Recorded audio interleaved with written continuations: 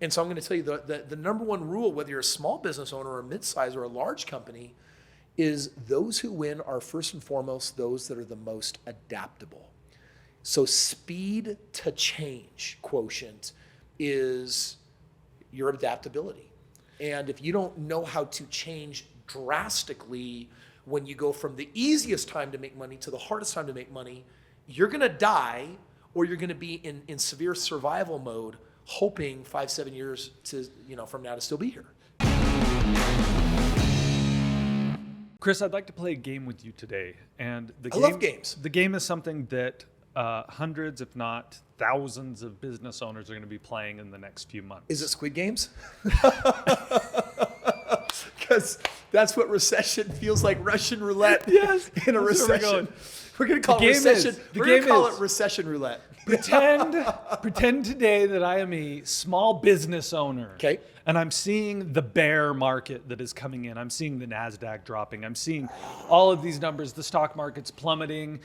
And I'm starting to realize, oh my gosh, Facebook, Amazon, Apple, they're all on hiring freezes. Elon Musk is laying people off. Netflix is laying people off. What do I do? How do I get my business through a recession? Is it even possible? No, you're doomed, and you're probably just, I don't know, going to die or go out of business. Wow, this is not the direction I thought this game was going to go. So fortune always favors the prepared. Yeah. And every business owner needs to know how to operate a business in spring, summer, fall, and winter. Spring is when you've come out of a recession and all of a sudden the economy is coming awake and it is slowly turning for the better finally after maybe sometimes years of being in some type of economic winter. Summer is when you're trying to figure out scale and hiring people and the economy is moving in swing again. By fall, the economy is doing so well that people are just harvesting money left and right, and they're creating value for their clients, and marketing it will never be easier than it is in the fall. And it feels like, listen, in the fall, whatever the maximum success that you had, that's probably as good as it's ever going to get. And so now we are moving into winter, which means, first of all, business owner, how successful were you in fall? If you were struggling in fall, I promise you are probably barking up the wrong tree, and that's a really important indicator. If you are killing it and doing really, really well, then you've got to adapt really fast to winter because the conditions are about to experience the most violent swing. You know, recessions typically happen by virtue of a stock market drop every 7 years. We can have actual recessions economically, often every 10, 12, or 15 years. You can go all the way back to 1992, the year 2000 with the stock market bubble, 2008 most recently. And frankly, I think we should have hit a recession a few years back, but when the government prints trillions of dollars, they artificially held up the economy, pulling every lever and switch they could with low record rates, for a long historic period of time, and they were printing money as fast as they could. In fact, they printed $4 trillion in just a 6-month period of time. It's wild to think of what they did. But you know what? They've run out of juice, and fiscal policy in the government has completely shifted. And you're right. We are now in a recession.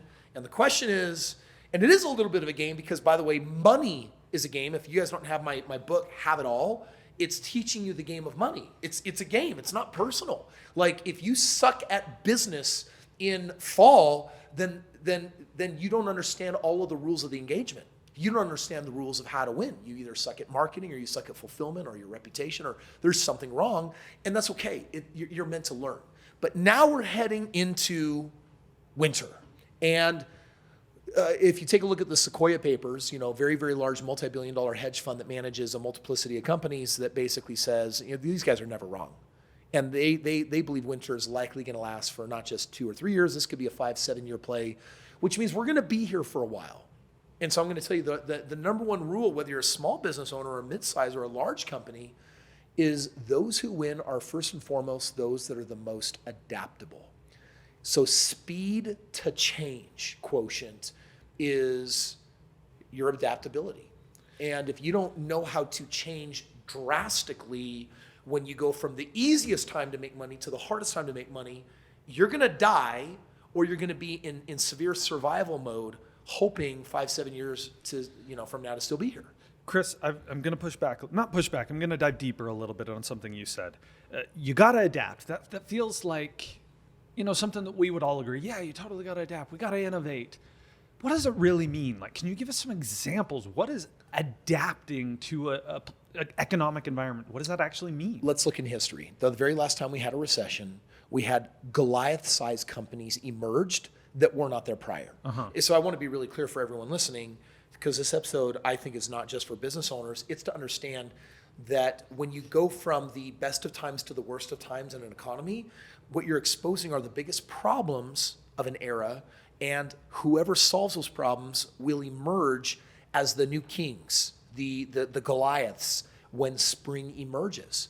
So, we've got Airbnb that emerged, and just out of that 2008 recession emerged bigger than Marriott, who had spent 30 years building a multi-billion-dollar organization. Airbnb overtook them from Marriott's $27 billion valuation to now their $32 billion valuation, but they didn't own any real estate. They basically said, we're going to invent a methodology of borrowing everyone else's real estate. And so they emerged as the leaders, right? They made Marriott look like a fossil.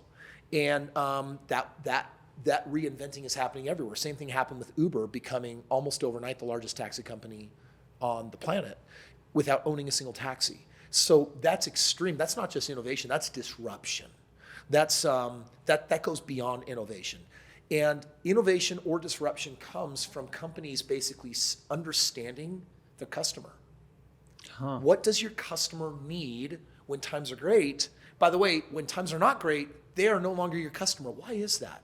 And what resources do you have that can now serve them based on their new needs? So adaptability for me is, are you in tune enough with your client base, the avatar of your client, and when the tides change on them, do you know how you're going to change with them?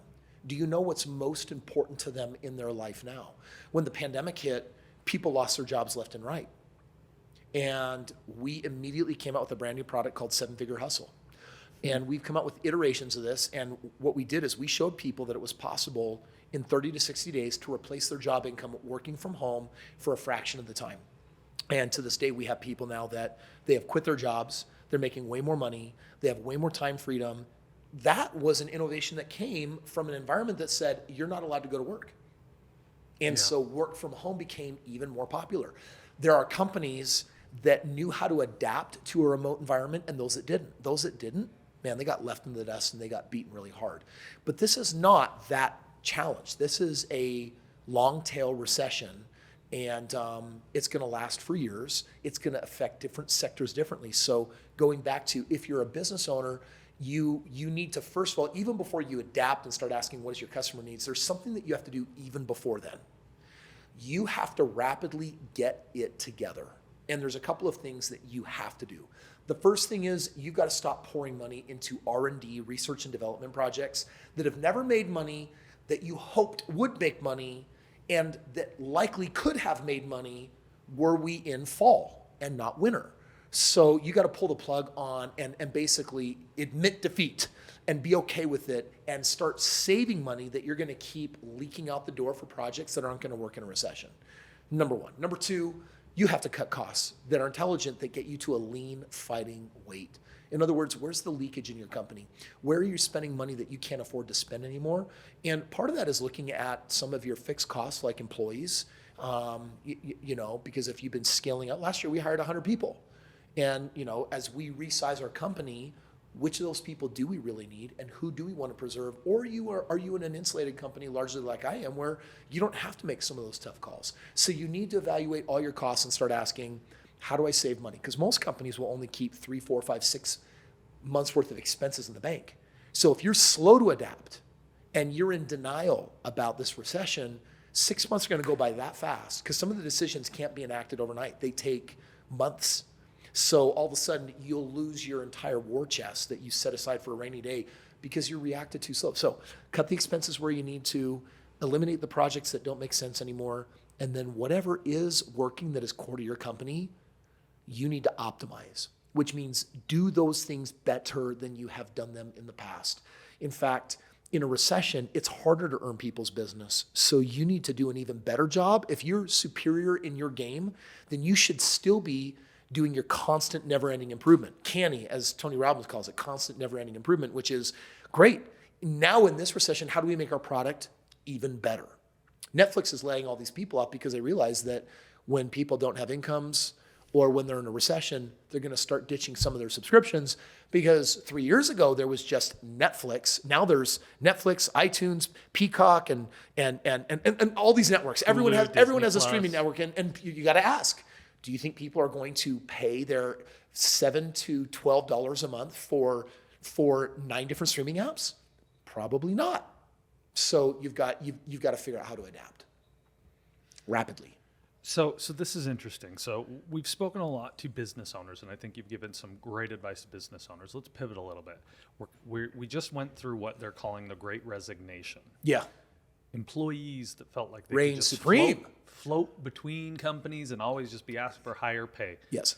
Now I'm an employee and I'm looking at the future and I'm concerned. What would you say? Oh, the Great Resignation is dead. It's over. It's gone. You had your year of heyday time, and it's over. So by the way, if you have any type of attitude at all in your company of giving me a raise, that may not be the wisest move right now. What you really need to do though is you've got to protect yourself. And anyone that's an employee, the first question you have to ask yourself is this your only stream of income? And if it is, then you have not properly prepared for the recession. Now, recessions are hallmarked by a lot of great values, blue chip companies losing 20 or 30% of their share price, like the NASDAQ being down 28% right now. Apple did not lose 28% of its value. It lost 28% of its perceived value because that is the market expressing a complete lack of confidence based on economically what's happening right now. And understand that if your stocks are down, historically speaking, inside of 36 months, every dollar that you've lost will come back. Usually it's only every 7 years that you experience some type of stock market downfall. And then within 3 years, all that money comes back. So if you've been playing a long game, keep playing the long game and don't worry, because you're playing a long game. There should be no fear or doubt or worry. But the reason, Carson, why people have that is because they realize they start becoming very aware of that they have a single source of income. Guess who's not worried right now? Millionaires. And it's not because they are millionaires. It's because the average millionaire has 7 streams of income, according to the IRS. Yeah, dude, it's like, oh no, I lost 2 streams of income. Good thing I have 5 more. Yeah. But when you have a single stream of income, that's scary.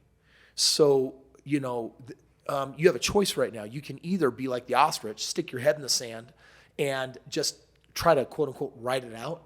But fear and scarcity are going to drive you nuts, especially if you've been through one of these before. If you're younger than 35, this is your first rodeo. It's going to feel financially like this is the worst thing that could possibly happen, and it's harder to make money, and it's harder as a business owner, and things are not in my favor as an employee. And it's like, what should you be doing? What the wealthy are. The wealthy right now understand that there are benefits of winter that you can't get in any other season. In fact, I would have to say, to people that created their wealth self-made like me, there are 2 seasons that you're the most fans of. And it's not spring and summer. The seasons that we're most excited about are fall and winter. Fall is when you get to be rewarded for all your hard work at the highest, easiest level possible. And winter is even, I dare say, more exciting because it exposes the new biggest problems that someone's going to solve. And if you get in, quote unquote, early enough, you get to be a part of something exciting. Like 2014, if you owned $1,000 worth of Netflix stock, then it would have been worth $230,000 at least before the market drop. That's a 23,000% return. And if you play that game right enough, there are some people that have experienced a 230,000% return, frankly, mostly from luck. Who could have really known even then that Netflix would have been and became what it did? So the newest opportunities are about to emerge. So the wealthy are basically holding their chips, and they are watching the market like a hawk, and they're saying, all right, what are the biggest problems? Who's solving them? And the people that are solving them the biggest and the best, they're going to throw money behind. That's what I'm doing. And so you might be saying, well, Kris, I've been playing it financially. I'm a simple person. I have a single stream of income. I have a job. I think I got maybe good job security. But frankly, I've just been putting money aside in a 401k and IRA, some in the S&P, maybe in an annuity. I'm basically heavily diversified into indexes. And this is your perfect opportunity to actually take a loss, get out, and then redistribute into things that produce better than a 30-year average of a single-digit ROI. And you could literally be on top of the world 5 years from now. If you don't do that and you hold to the old ways, Then 5 years from now, you'll be like, wow, finally got even again. I just wasted 5 years of my life because I thought that a recession was bad because the media said so and my friends and family said so. And I've been hanging basically with the wrong dudes, the wrong people, when it was actually for those that are informed, the best of times. I am literally waiting to deploy into the best opportunities that start emerging right now. So Kris, I have to ask this last question for you because you're you and because I know it's on literally millions of people's minds right now. Should people stop getting into real estate right now? Right? Obviously, I mean, people who are in the stock market are getting spanked a little bit right now, but they're like, well, should I stop buying real estate? I was about to buy investment property. I know interest rates are up. Yeah. I'm going to answer the question, but I need to back out a little bit because a lot of people, follow me online for my real estate advice. And I need to start by saying that real estate as a single type of investment is a very narrow-minded approach to building wealth. It is a foundational instrument for building wealth. It is where you go for building legacy wealth. It's where you go for tax benefits. But there's a downfall to real estate. It's not the investment that can push out the highest cash flow. And that's why not everyone is in real estate. It's because it caters to the long-term investor and to the person that says, it's going to be here 10 to 20 years from now, and I'm going to be a multimillionaire based on the choices I'm making today. Long-term play. Great. It's a long-term play. A more well-rounded approach, though, is to say, wait a second, what is the inverse of real estate? It's a cash flow producing business. Real estate is a growth play. There are growth play businesses out there, but there's also cash flow plays. It's like, hey, I bought this franchise, and I put $65,000 in, and then I got a loan on another $150,000. And so this $220,000 business actually makes me $150,000 a year. The cash on cash, receiving $150,000 after all expenses for only putting up $65K. How thrilling. Real estate can't do that. So I just want to start by saying that I'll answer your real estate question, but it took me years to put together an entire financial philosophy, and you're not going to feel that you can lose the fear and scarcity until you have a complete financial philosophy. And if you were to take, Kris, what is your financial philosophy?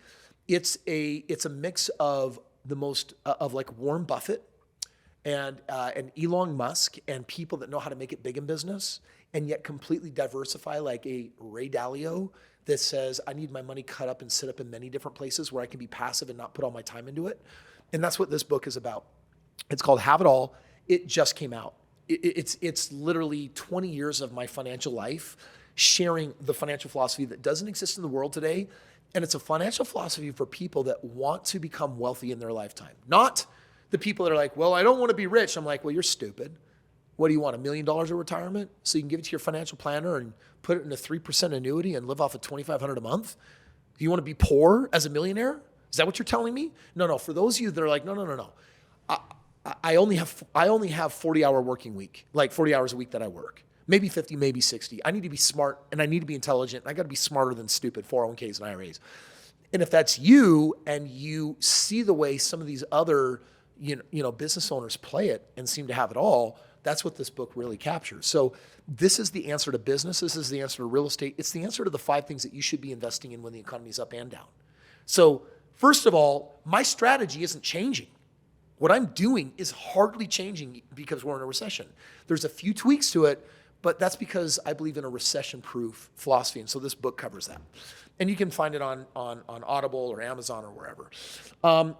I wanted to share that, though, because I think that real estate is a narrow-minded approach as far as real estate goes. Am I still buying real estate? Will I buy even more right now in a recession? Yes. My greatest regret of 2008 was that I didn't go in and buy heavier into real estate. Within 5 years, I made my investors over $100 million. And I think to myself, that was my shot to make hundreds more millions in real estate. And maybe I'd be a billionaire by now, still on my way, but I think I didn't take full advantage of that opportunity.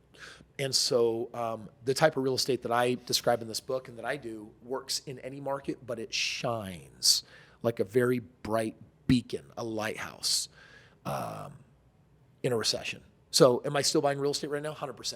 By the way, though, you got to know my niche. I am not buying real estate of like multi-million-dollar homes. I'm not investing in developments. I'm not doing commercial. I'm not doing multifamily. I mean something hyper-specific And if you want to know exactly what that strategy is, get the book. And I'll lay out a philosophy that works in up and down markets so that you don't have to experience the worst part of a recession, which is a loss of peace of mind. Kris, any final words as we're entering this very uncertain time in the world, in the economy? Get excited. Last words. Get excited. And I don't mean like, oh, are you saying that I'm supposed to like rah-rah myself into some kind of state? I'm like, no, you don't understand. Winter equals the biggest opportunities. Get excited. This is not the worst of times. It's the worst of times if you get stuck, if you don't know how to pivot, if you don't know how to adapt.